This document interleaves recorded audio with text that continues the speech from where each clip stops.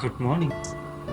രാവിലെ ബസ് ഇറങ്ങുമ്പോൾ തന്നെ അച്ഛൻ അവിടെ വെയിറ്റ് ചെയ്യുന്നുണ്ടായിരുന്നു. അങ്ങനെ അച്ഛൻ്റെ വണ്ടിയിൽ കയറി വീട്ടിലെത്തി. ഈ കവുങ്ങുകളും മരങ്ങൾക്കും ഇടയിലാണ് വീട്.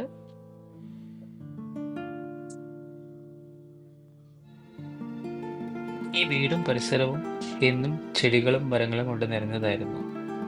അതുകൊണ്ട് തന്നെ എൻ്റെ ചെടികളോടും മരങ്ങളോടുമുള്ള ഇഷ്ടം കൂടുന്നതിനും ഒരു കാരണം ഇതായിരിക്കാം എന്ന് വിചാരിക്കുന്നു. ഇപ്പോൾ ഉള്ളത് പണ്ട് ഞങ്ങൾ പുതിയ വീട് പണി കഴിക്കുന്നതിന് മുമ്പ് താമസിച്ചിരുന്ന കെട്ടിടത്തിനകത്താണ്. ഇതും വീട് തന്നെയാണ്, പക്ഷെ ഇപ്പോൾ അധികം ഇവിടെ താമസിക്കുന്നില്ല. അതുകൊണ്ട് തന്നെ പണ്ട് ഉപയോഗിച്ച എല്ലാ സാധനങ്ങളും പൊടിയെല്ലാം പിടിച്ച് കിടക്കുന്നുണ്ട്. ഇതെല്ലാം ഒന്ന് അറേഞ്ച് ചെയ്ത് എടുക്കണമെന്നുണ്ട്. ഈ കാണുന്ന മെയ് ഡ്രാഫ്റ്റർ എല്ലാം സ്കൂളിൽ ഉപയോഗിച്ചിരുന്നതാണ്, എഞ്ചിനീയറിംഗ് ഡ്രോയിങ്സിനും മറ്റുമായി.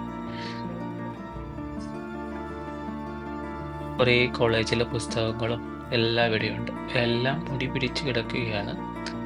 ഇതിനെല്ലാം ഇമ്പോർട്ടൻസ് ഉണ്ടോ എന്ന് ചോദിച്ചാൽ ഇമ്പോർട്ടൻസ് തന്നെ ഉള്ളതാണ്, പക്ഷെ എന്തുകൊണ്ടോ പൊടി പിടിച്ച് കിടക്കുന്നു. പക്ഷേ ഇവയുടെ ഓർമ്മകൾ എന്നും ഒരു പൊടികളും ഒരു ചിതലുകളും ഏൽക്കാതെ എൻ്റെ മനസ്സിൽ കിടക്കുന്നുണ്ട്.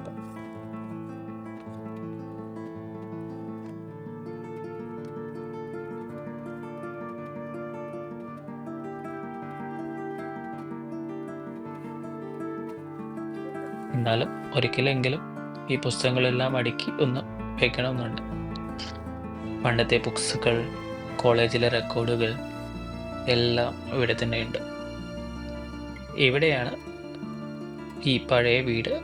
അതിൻ്റെ സൈഡ് തന്നെയാണ് നമ്മളുടെ ഇപ്പോഴത്തെ വീട്. പണ്ട് തൊട്ടേ വീട്ടിൽ വളർത്തുമൃഗങ്ങൾ ഉണ്ടായിരുന്നു. പശുക്കളും ആടുകളും പട്ടിയും കോഴിയും അങ്ങനെ പലതരം ജീവികൾ ഉണ്ടായിരുന്നു.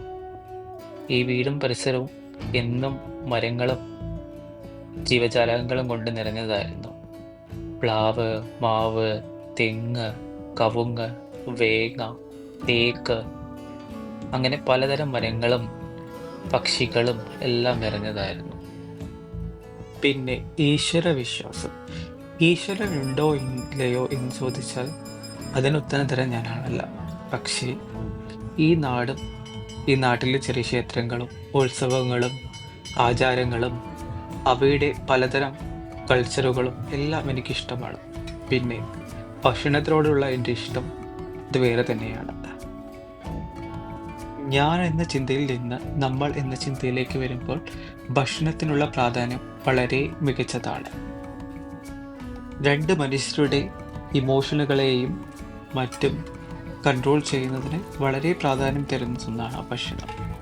ഒരു മനുഷ്യൻ മറ്റൊരു മനുഷ്യനുമായി ഇടപഴകുമ്പോൾ ഭക്ഷണത്തിലുള്ള പ്രാധാന്യം വളരെ മികച്ചതാണ്. ഒരു ഭക്ഷണത്തിൻ്റെ അഭാവം കൊണ്ട് തന്നെ ഒരു മനുഷ്യൻ്റെ സ്വഭാവത്തിനെയും അവൻ്റെ പ്രവൃത്തിയെയും അവരുടെ എല്ലാ കാര്യത്തിനെയും അത് വളരെ സാരമായി തന്നെ ബാധിക്കും. ക്ഷേത്രത്തിലെ ഈ വർഷത്തെ സമൂഹ സദ്യയുടെ ഭാഗമായി ഒരുക്കുന്ന ഭക്ഷണങ്ങളാണ് ഇവയെല്ലാം. ഒരു രാത്രി മൊത്തം ഒരു കൂട്ടം സ്ത്രീകളുടെ അധ്വാനത്തിന്റെ ഭാഗമായി ഉണ്ടാക്കുന്നതാണ് ഈ ഭക്ഷണങ്ങളെല്ലാം. ഒരു രാത്രി മൊത്തം അവർക്ക് വേണ്ടി അവരുടെ സഹായത്തിനും മറ്റുമായി അവരുടെ കൂടെ ഞാൻ ഉണ്ടായിരുന്നു.